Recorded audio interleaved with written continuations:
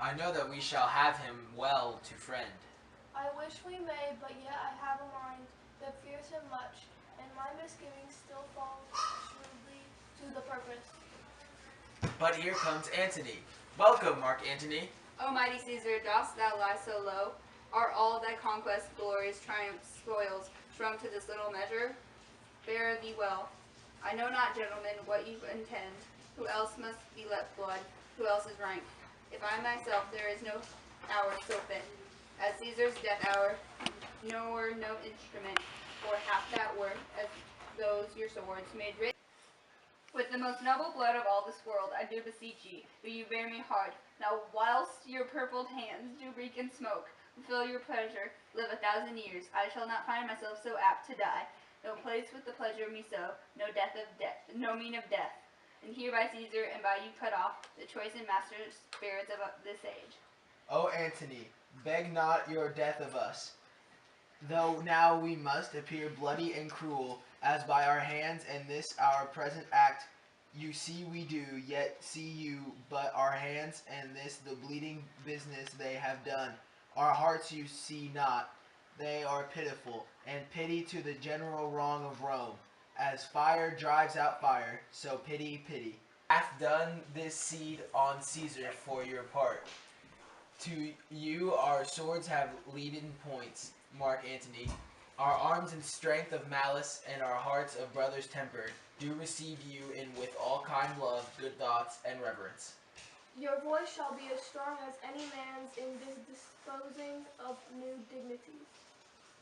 Only be patient till we have appeased the multitude, besides themselves with fear, and then we will deliver you the cause, why I that did love Caesar when I struck him, have thus proceeded. I doubt not of your wisdom. Let each man render me his bloody hand. First, Marcus Brutus, will I shake with you.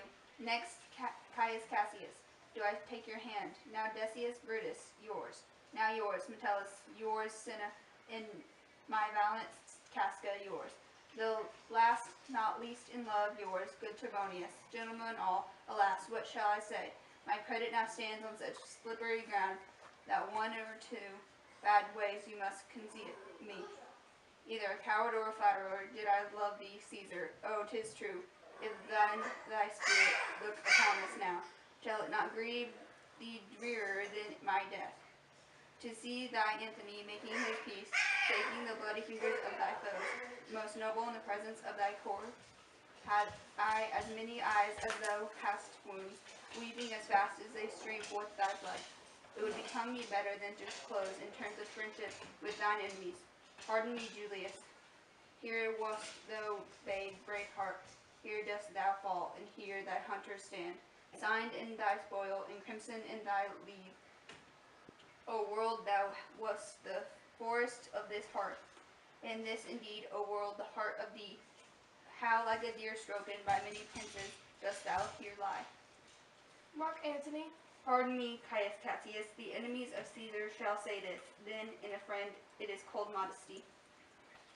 I blame you not for praising Caesar so, but what compact mean you have this with us? Will you be pricked in number of our friends, or shall we arm and not depend on you? Therefore I took your hands, but was indeed swayed from the point by looking down on Caesar. Friends am I with you all, and love you all, upon this hope that you shall give me reasons why and wherein Caesar was dangerous. Or else were this a savage spectacle. Our reasons are so full of good regard that were you, Antony, the son of Caesar, you should be satisfied. That is all I seek, and am moreover suitor that I may produce his body to the marketplace, and in the pulpit, as become a friend, speak of the order of his funeral. You shall, Mark Antony. Brutus, a word with you. You know not what you do not consent that Antony speak in his funeral. Know you how much the people may be moved by that which he will utter? By your pardon, I will myself into the pulpit first, and show the reason of our Caesar's death. What Antony shall speak, I will protest.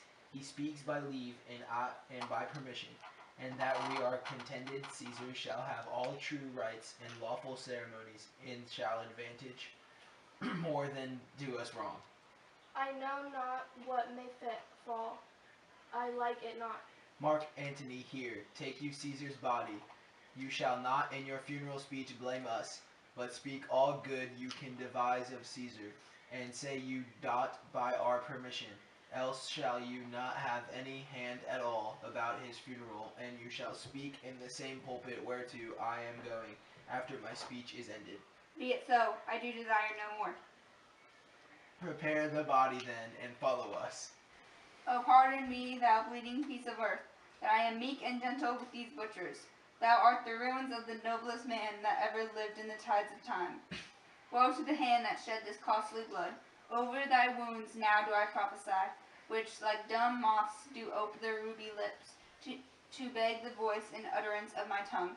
A curse shall light upon the limbs of men, domestic fury and fierce civil strife shall cumber all the parts of Italy. Blood and destruction shall be so in use, and a dreadful object so familiar, that mothers shall but smile when they behold their infants quartered with the hands of war, all pity choked with customs of fell deeds, and Caesar's spirit raging for revenge, with 8 by his side, come hot from hell, shall in these confines with a monarch voice cry havoc and let slip the dogs of war, that this foul deed shall smell above the earth with carrion meat growling for burial.